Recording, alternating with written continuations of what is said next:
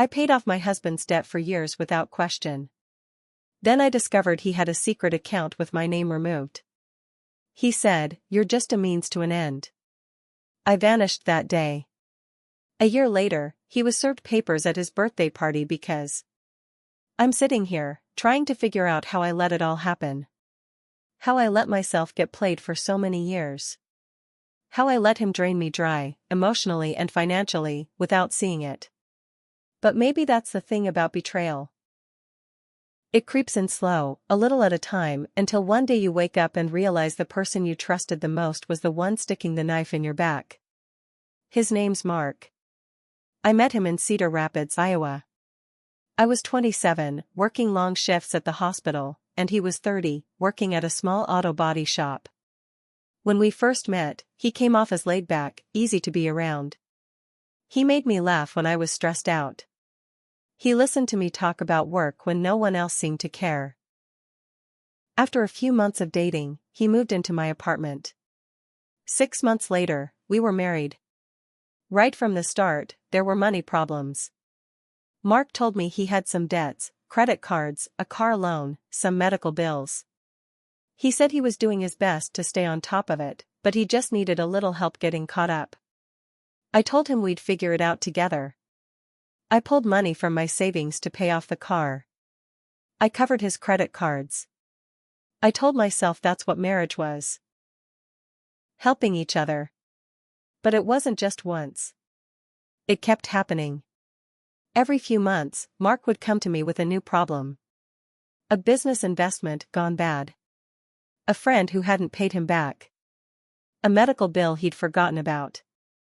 And every time, it was me writing the checks. I picked up extra shifts at the hospital. I skipped vacations. I stopped buying things for myself. Mark always made it sound like he felt bad. He'd kiss me, tell me how lucky he was to have me. How I was the best thing that ever happened to him. I believed him. Until I didn't. One afternoon, I came home early from work. Mark wasn't home, but his laptop was sitting open on the kitchen counter. That wasn't unusual, he always left his stuff lying around. But the screen caught my eye. It was a spreadsheet. Numbers. Transactions. I looked closer. It was a savings account. My heart dropped into my stomach. The balance was over $85,000. I scrolled through the deposits. They were all transfers from our joint account, the one I put my paycheck into. The one I thought we were using for bills, groceries, living expenses. The one we used to pay off his debts. I couldn't believe it. My name wasn't even on the account. It was his account, in his name only. When Mark came home, I was waiting. I didn't even try to hide the laptop. I wanted him to see it in my hands. "What the hell is this?" I asked. My voice was shaking. He didn't look surprised. Not even a little bit. He just sighed, like I was being difficult. "You're not supposed to see that," he said. "Are you kidding me?" I shouted. "I've been paying off your debts for years, and you've been hoarding this money behind my back." That's when he said it. The words that still echo in my head every night. "You're just a means to an end, Lisa. Don't make this harder than it has to be." I felt like the air had been sucked out of the room. Like I wasn't a person to him at all, just a resource. I left that night. Packed a bag, walked out the door, and never looked back. I didn't tell him where I was going. I didn't tell anyone. I went off the grid. I moved to Madison, Wisconsin. Rented a small apartment under a different name. Got a job at a clinic.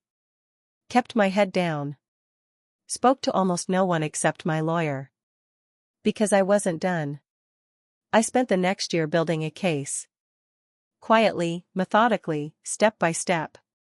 Mark thought he'd gotten away with it. He didn't know I was working with a lawyer, gathering documents, tracking the money trail. He didn't know I'd found the transfers from our joint account into his secret savings. He didn't know I was filing for divorce, marital fraud, and emotional distress. I knew his habits. I knew his birthday was coming up, his 40th. He always threw a big party, had all his friends over. I knew exactly where he'd be. I waited. When the day came, I made sure the process server had the papers in hand. They showed up right in the middle of the party, right when Mark was making his big speech about how hard work pays off. The server handed him the envelope in front of everyone. The room went silent. Mark looked like someone had punched him in the gut. And I wasn't even done yet. The look on Mark's face when the server handed him those papers, it was like watching a balloon pop. His smug grin evaporated. The whole room went quiet. People stared. I heard someone mutter, "What's going on?" His mom, who never liked me much, looked around like she wanted to sink into the floor. Mark's hands were shaking as he ripped open the envelope. His eyes darted across the pages: divorce, lawsuit for marital fraud, claims on the house, the truck, the savings account. Every single thing he thought he owned, I had a claim on it now. I'd spent months working with my lawyer to make sure every detail was airtight. Every receipt. Every deposit. Every transfer. I had it all. He dropped the papers on the floor, staring at me like I'd just set fire to his life. But I wasn't there. I wasn't at the party. I was long gone, watching it unfold through the updates from the process server and my lawyer, who was standing by outside. I didn't stop there. That secret account? I'd gotten it frozen. The bank had no choice once they saw the evidence. Joint funds moved without my consent. Mark's credit cards? I had a lien filed. The truck he loved so much? It was legally mine now, pending the divorce settlement. But here's where it got ugly. Mark fought back. He started showing up at the clinic where I worked. Just standing outside the building, watching. He sent me text messages, at first trying to sweet-talk me, telling me we could work it out, that I was overreacting. When I didn't answer, he got mean. Accused me of ruining his life. Said I was crazy. Threatened to take me down if I didn't back off. But I wasn't backing down. One night, I was leaving work late, and I saw his truck parked across the street. I felt my stomach turn. I called the police, but they said unless he approached me or broke a law, there wasn't much they could do. So I did the next best thing. I filed for a restraining order. When he was served with that, Mark lost it. He started blowing up my phone, sending emails, leaving voicemails, rambling, angry, desperate. He even tried to call my family, but I had already told them everything. They were on my side. But the real twist came when I found out what Mark had been doing behind the scenes. See, that business investment he told me about years ago? It wasn't just bad luck. Mark had been funneling money to another woman, a woman named Brianna who worked at a bar downtown. She thought he was divorced, that I was the crazy ex who wouldn't leave him alone. I found out about Brianna when my lawyer subpoenaed Mark's financials. Payments to her Venmo, gifts, even a trip to Vegas he'd taken with her, while I was working overtime at the hospital to pay off his debts. That's when I knew this wasn't just about money. Mark had built an entire life behind my back. So I went after everything. The house? He tried to sell it fast, but I had a legal hold placed on it. The truck? He tried to hide it, but I had the VIN flagged with the DMV. The savings? Frozen. His credit? Tanked. And Brianna?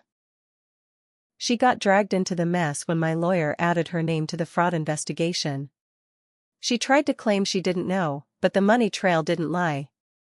Mark thought he could use me, throw me away, and walk off into the sunset. He had no idea what was coming for him. And the best part? I wasn't even close to finished. Mark thought I was done. He thought serving him papers at his party, freezing his accounts, and dragging Brianna into court was the end of it. He had no clue I had more. See, I'd spent that whole year gathering everything. Every text, every email, every receipt. I dug deep into his life while he thought I was gone for good. And I wasn't just looking for my money back. I wanted to make sure Mark felt everything I had felt, alone, powerless, betrayed. After the lawsuit was filed, the court date started. Mark showed up looking rough. His face was sunken in, his eyes wild. He tried to act confident at first, smirking like he had a plan. But when the judge started reading through the evidence, that smirk dropped fast. The judge wasn't playing around. She laid it all out: the secret savings account built off joint funds, fraud, the trips with Brianna, marital misconduct, the harassment after I left, grounds for emotional distress damages, the money he funneled into investments that were actually gifts to Brianna. That was the nail in his coffin. Brianna sat in the back, pale as a ghost, trying to stay quiet. But she got dragged into it too. My lawyer subpoenaed her for testimony, and under oath, she admitted Mark had lied to her about being married, about me. She tried to play innocent, but the judge didn't care. She was named in the judgment too, complicit in the fraud. The final ruling? The house was awarded to me. The frozen savings account? All mine. The truck? Sold off to pay legal fees. Mark? He was ordered to pay me $125,000 in damages for fraud and emotional distress. But the best part? Mark's credit was destroyed. He couldn't get a loan, couldn't open a credit card, couldn't even rent an apartment. His reputation in town? Gone. People started talking. His own family, the ones who thought I was just the nurse who was lucky to have him? They turned their backs on him. His friends? Most of them disappeared once they realized he had no money to throw around. Brianna left him too. After the judgment, she packed up and moved out of state. Mark tried to reach out to her, but she blocked him on everything. He was left alone, broke, and drowning in debt. And me? I took the house, sold it, and moved back to Madison. I kept the truck. I took a long vacation, something I hadn't done in years.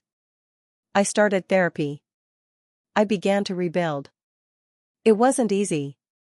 The damage he did wasn't just financial, it was emotional, deep, and real. But I was free. One day, a year after the final judgment, I got a letter in the mail. It was from Mark. A handwritten letter. It was a mess, rambling, desperate, saying he missed me, asking for help, saying he was in a bad place. He even tried to guilt me, saying he was losing everything, that it was my fault for making it so public. I threw the letter in the trash. I didn't respond. I didn't care. Mark made his bed. He used me. Lied to me. Stole from me. Treated me like I was just a tool, a means to an end. In the end, I made sure he got exactly what he deserved. Every last bit. I didn't just stop with the court win. I wasn't looking for just money. I wanted justice. I wanted the people who played me to feel what I felt, helpless, humiliated, and exposed. So I took it further. Once the judge ruled in my favor, I didn't walk away quietly. I went after Mark's reputation, the one he'd built up in Cedar Rapids. See, Mark always thought he was the big man in town. He had friends at the auto shops, the bars, even a few old family friends on city boards. So I made sure everyone knew what he did. I posted the court judgment, public record, on every community board online, Facebook groups, the neighborhood app, even a local Reddit thread for Cedar Rapids. I laid out the facts. Mark Whitman drained his wife's accounts for years, built a secret savings behind her back, and used it to take another woman on trips. He was found guilty of marital fraud, emotional distress, and harassment. He owed over $125,000 in damages and lost the house, the truck, and his credit. The post spread fast. People started talking. His so-called friends at the bar? They stopped inviting him. His buddies at the body shop? Dropped him. He was toxic now, nobody wanted to be seen with him. Even his own family started pulling away. His mom, who used to give me side-eye at every holiday, actually reached out to me, sent a pathetic email saying she had no idea and wished me well. I didn't reply. I didn't care. Brianna wasn't spared either. After the judgment, she lost her job at the bar. Word got around that she was part of the fraud case. I heard from a friend that she packed up and left town, moved in with her sister in Ohio, trying to start fresh. But the internet never forgets. Her name was tied to the court records. Good luck to her. And Mark? He spiraled. Fast. He couldn't get a loan. Couldn't get a credit card. Couldn't rent an apartment. He ended up crashing on a buddy's couch. Until that buddy found out about the fraud stuff and kicked him out too. I heard through the grapevine that Mark started working odd jobs, fixing cars in people's driveways, hustling for cash under the table. No steady work. No stability. No money. He tried to file an appeal to the court, but my lawyer shut it down fast. The evidence was too solid. The judge denied it outright. Then, 6 months after the final judgment, I got another letter. From a debt collector. Mark had defaulted on the payments he owed me. He was trying to delay, trying to dodge. So I filed a lien against any income he made. Anytime Mark tried to get paid, I got a cut. He couldn't escape it. Every paycheck, every dollar, I was there, legally attached to it. It got so bad that Mark's own dad, who I never got along with, ended up co-signing a small loan just to help Mark stay afloat. And when Mark defaulted on that too, his dad got stuck with the debt. They stopped speaking. His family was done with him. And me? I took the house proceeds, the savings, and the damages and left town. I moved to Minneapolis. New job, new apartment, fresh start. But it wasn't all perfect. I had my own scars, emotional ones. I had nightmares for months. I started therapy because the anger, the betrayal, it ate at me. I didn't trust people. I had to learn how to build my life without being afraid. But I did it. One day, almost 2 years after I left, I got an email from Mark.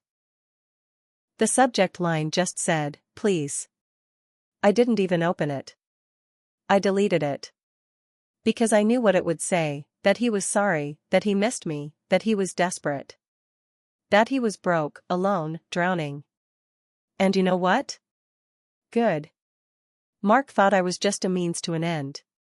He didn't realize I'd become the end of him. That's the last time I heard from him. I moved on. I rebuilt. And Mark? He's still stuck, paying me for every cent he stole. Piece by piece, paycheck by paycheck, for the rest of his miserable life. That's how it ended. That's how I made sure the ones who hurt me paid for it. Every single one.